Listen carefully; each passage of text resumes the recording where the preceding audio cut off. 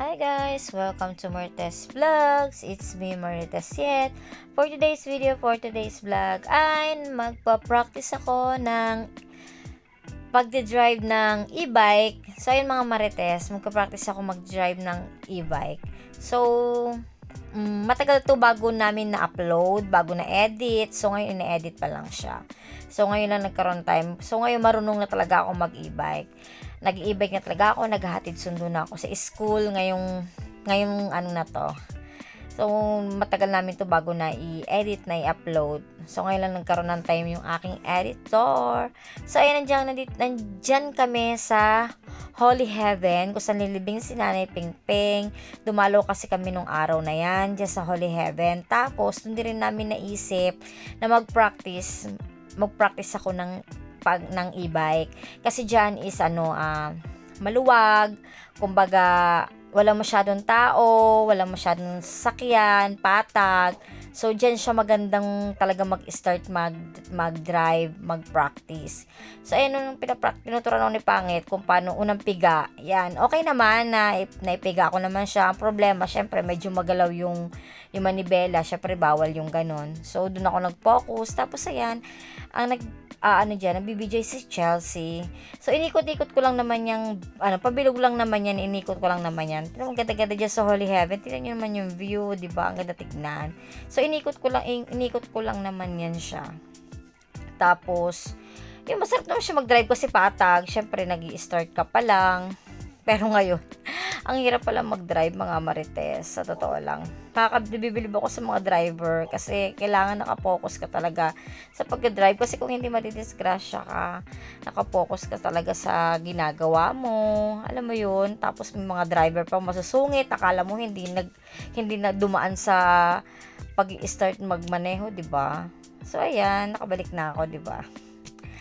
Ayan. Umikot ulit ako. Pangalawang ikot ko yan, mga Marites. Yan, medyo okay na ako dyan, mabilis-bilis. Kaso ayokong iwanan ako ni Pangit dyan, ng asawa ko, kasi natatakot pa ako. Siyempre, nag-i-start pa lang ako dyan eh. Pero yan, gagamay ko na siya konti. Pero dyan, kasi nga, wala pang sasakyan. Paano kapag nandun ako sa may mga sasakyan talaga? Ang hirap makipagsabayan talaga, mga Marites. Ngayon, nararamdaman ko, nandun pa rin yung kaba ko everyday na gagamit ako ng e-bike. Sa totoo lang, lalo na kapag marami mga masusungit na driver na akala mo, 'di ba, sabihan ka pa ng kung ano-ano, syempre hindi ka pa naman batikan, hindi ka pa naman magaling. Ewan ko ba, pero kailangan matapang ka kapag ikaw ay nagda-drive. Kailangan malakas ang loob mo. Hindi pwedeng mahina ang loob mo, sa totoo lang. Medyo nagda-drive pero minsan pagka may si Pangit, siya na lang magka-drive din ako kasi mas masarap maging angkas na lang, no? Sumakay na lang kaysa mag-drive, diba? So, ayan, pangalawang ikot yan, mga Marites. Nagmamadali na ako dyan kasi uulan na. Abutan ng ulan tabi dyan, mga kids kasama ko.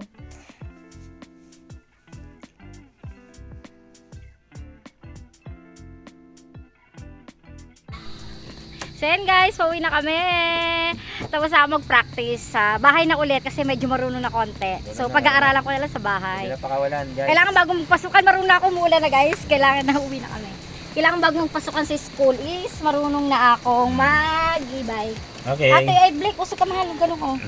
So ayan, Bye, uwi na guys. kami. Bye-bye! Thank you for watching! Bye guys, bye guys, bye guys. Thank you for watching! Ang sarap. Hello. Bye-bye! Yay, uwi na kami. Uwi on time. So, ang ganda ng pinag-practicean namin. Dito pa kami sa sementeryo. Okay. Maganda kasi dito guys kasi walang masyadong tao tapos tahimik. Diba? Kaso umuulan na hindi pa sana kami uwi kaso nag-rain na. Yung mga kids eh. Nawalan lang kayo, na? So, ayun guys. Bye-bye. Thank you for Ibaba nyo na. watching. Hi guys. So, may iba yung ko ngayon. Iba yung taga-turo ko ngayon. Yung aking taga-paalala kung liliko na ba or ganito ganyan. So, si Gob muna, si Gob.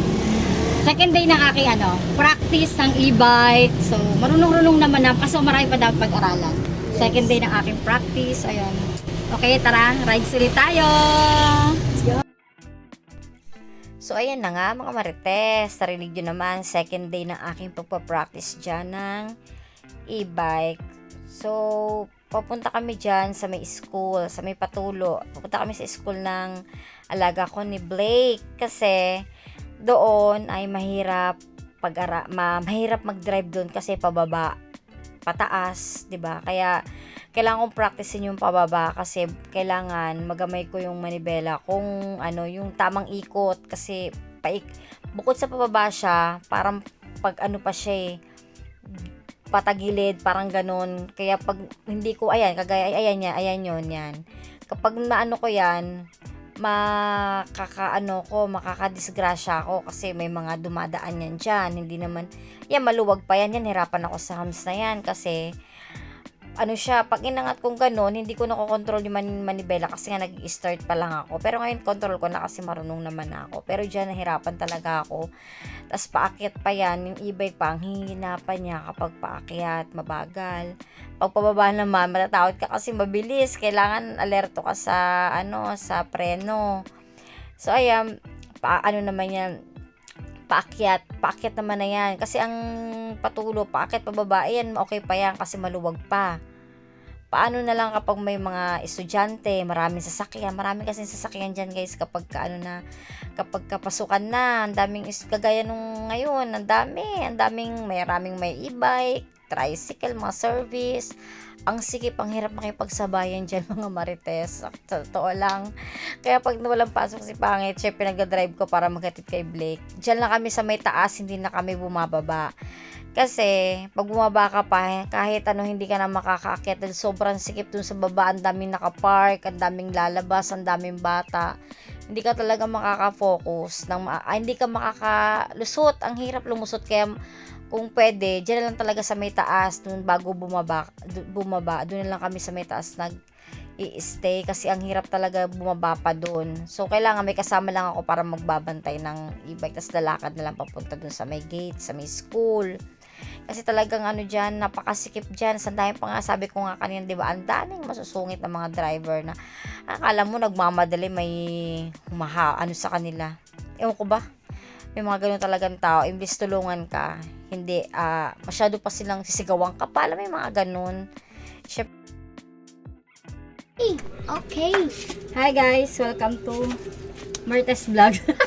So ayan guys, pang third day ng aking practice ng e-bike. So, pabalik kami doon sa school ni Blake. Oh, hello Blake! Pabalik kami doon sa patulo sa school kasi doon ako nahirapan. Kasi pababa, tas pataas. So, papractice ko yung pababa. So, ayan, kita-kits tayo mamaya ulit. So, ayan na nga mga marites, pang day 3 na lang aking pagpa-practice yun ng e-bike. So, yun na yung last day ng pagpa-practice ko. Pero, nasundan pa yan. Ay, hindi, yan talaga yung pag-last ng practice ko. Yung mga sumunod na araw na yan, marunong na ako kasi ilang araw na yung nakalipas. Marunong na ako, hindi na ako nakapag-video noon. Yan na yung pinaka-last kong videos. Mag-video pa sana ako na marunong na, yung ako na lang. Papabidyo sana ako. Kaso wala nang time kasi, pasok ka na sa school, na busy na ako. Pero yan na yung last na pagpa-practice ko. Day 3 ko yan. So, alam mo ba, guys, bumalik kami niya sa patulo,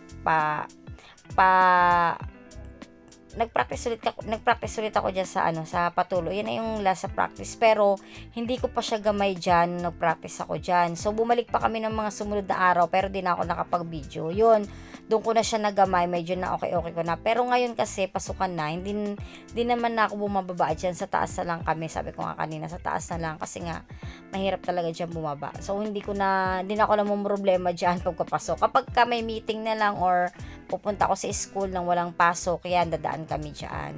Okay naman, pagka wala naman tao, walang problema dyan, kasi maano naman yung lugar, walang masyadong tao sa kalsada, walang masyadong sasakyan. Kapag walang pasok, maganda umakyat dyan. Pero kung may pasok, wag na. Sa labas na lang.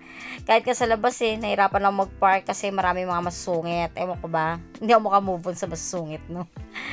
Sabi ko kasi, market, nag-start ka pa lang, di ba? Yung iba dyan susungit. Basta shout out sa inyo. Tapos ayun, alam ba mga marites, kwento ko lang, hirap na hirap ako mag-park. Ang tagal ko bago natuto. Ngayon na lang ako natuto konti. Dito kasi sa tapat ng bahay, pinapark yan. So, doon pa lang, doon ako nakapag-practice, ilang araw ako nag-practice bago matutong mag-park. Kasi talagang kailangan ma-park ko siya na maayos kasi syempre may mga dumadaan din na ibang sasakyan, di ba? May mga motor, tricycle, kailangan maganda yung pagka-park. Tagal ko bago natutunan, ang hirap mag-park, mga marites. Sino ba dyan ang kagaya kong nahirapan din mag-park, unang nahirapan mag-park sa sa pag-drive. Ang hirap talaga. Marunong na ako ngayon, nakakapag-park na ako ng maayos. Pero ayan guys, tapos na yung videos. So ayun, sana nag-enjoy kayo sa panonood. Thank you for watching. Don't forget to subscribe, comment down below, and share. Thank you for watching. Bye. See you sa aming next vlog. Bye. Thank you for watching.